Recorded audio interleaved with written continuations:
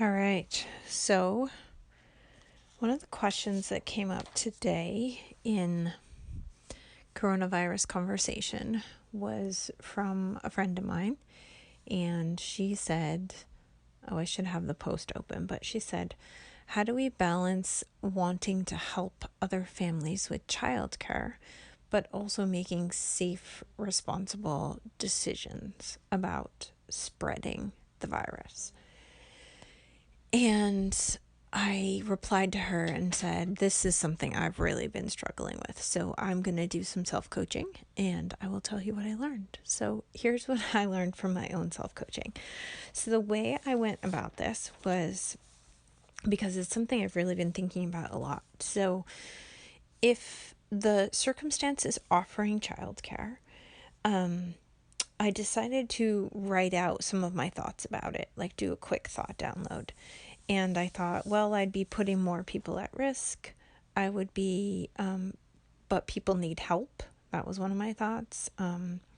Another thought was they're going to have to figure it out. We all have to figure it out. My thought is I had thoughts that were like, well, some people won't be able to figure it out. Kids will get neglected. Families will struggle. It's going to be really hard. I'd like so many thoughts about offering childcare. It'll put my family at risk. I won't be available for my own family. There was like so many things that came up. So then I thought, okay, what's the worst case scenario of offering childcare to another family? And for me, there were two kind of worst case scenarios. Would be that because I offered help to another family, right? So if I help another family so they can go to work, they're going to work and getting exposed. And then we're, not just it's not like we're keeping virus germs. We're not keeping a closed unit, right? Like if I'm offering to help so they can go to work, then there's automatically like a much greater exposure because them being at work is exposing my family to all the people at their work. So for me, the worst case scenario of offering it is that someone I know loves and dies because I offered childcare and sort of like broke the isolation / quarantine that's being recommended to flatten the curve. And so the other worst case scenario for me, maybe even worse, was that we passed the virus onto someone else, onto another family, and someone they know and love dies. So my husband at this point is still going to work. So he also there's a larger contamination pool, or just like I will have to go to the grocery store every once in a while. So if me going to the grocery store exposed a kid who I am caring for to the virus, whether it was bringing a bag of potatoes in or, taking that kid to the grocery store with me or whatever, if I were responsible because I passed it on to someone and they, as a result, died, I would feel terrible. So that was sort of my worst case scenario for offering childcare. And then my worst case scenario for not offering childcare was that I would just know that families out there were struggling. And that would be really hard for me to know that I'm here. Yes, I have a lot on my own plate with 3 kids and trying to work from home and keeping up with everything. But technically, like, I could help, right? Like, we can all do more. So it would be hard for me to think like someone is struggling and I could help. That would be the worst case scenario of not offering. Another worst case scenario of not offering would be that kids were neglected, right? Like maybe kids who are a little too young are getting left home alone, or getting left with siblings who were not really quite old enough to babysit, or, right, that there would be some kind of trauma in a particular family because I didn't offer. So I went through my worst case scenario for offering and my worst case scenario for not offering. And I kind of knew when I did that, for me, what felt better. And for me, both situations could end terribly, right? We, the neglect and the struggle is not a good ending, and someone getting the virus and dying is not a good ending. But for me, I kind of knew that not offering at that point was the better choice for me based on my future and really the greatest good for the most people. But I decided that I would do some models on both those worst case scenario and best case scenario.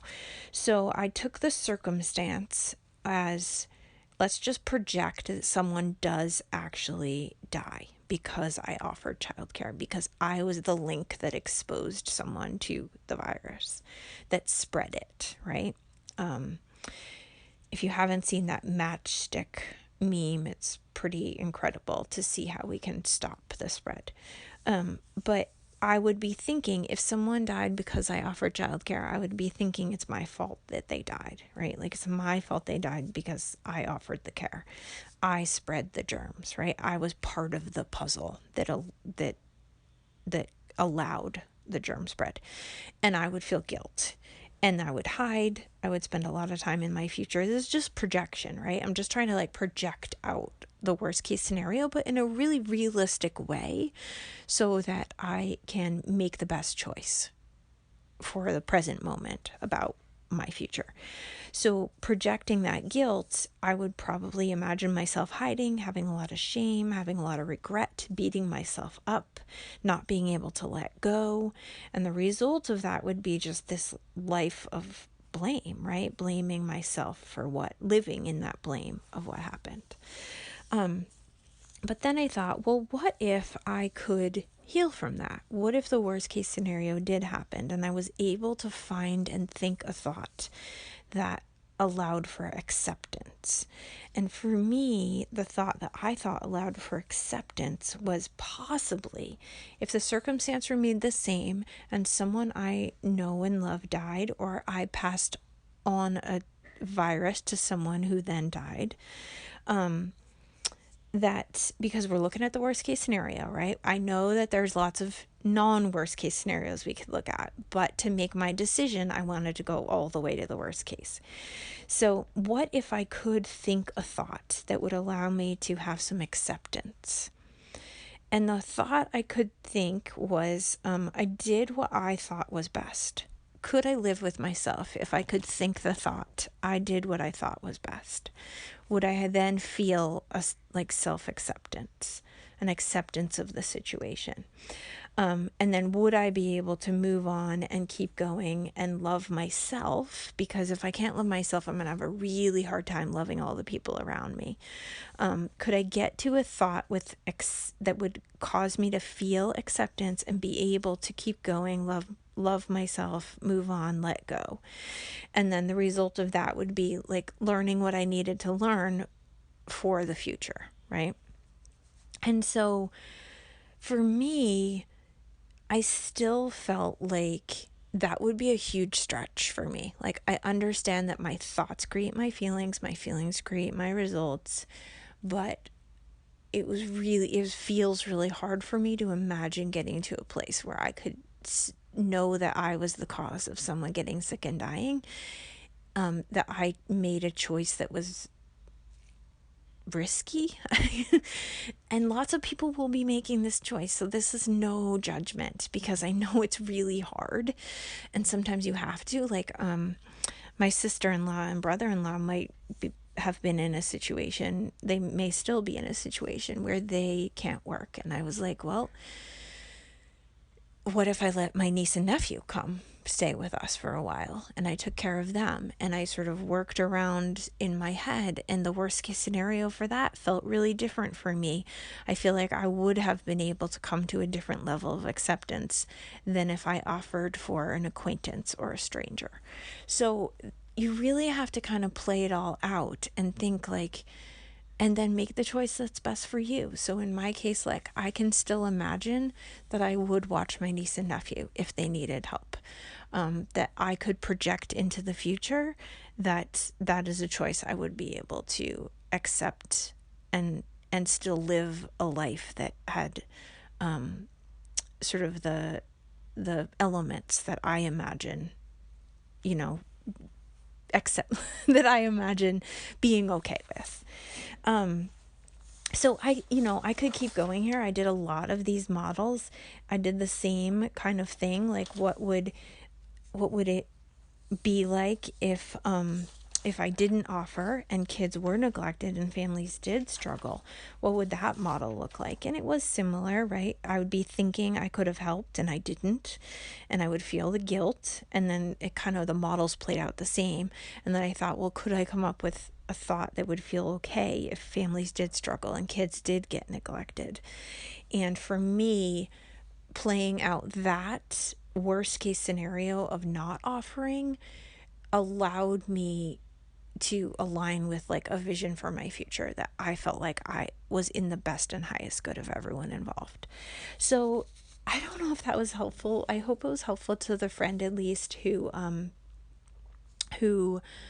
asked the question on Facebook today. I'm thinking that a lot of people probably have this question, so maybe it was helpful to you to hear how I worked it out, how I played it out, what this sort of self-coaching in the coronavirus times looks like in my house. So I'm sure every day there will be something new that peaks at the top of the list of things to self-coach on, and that's what I have for you today.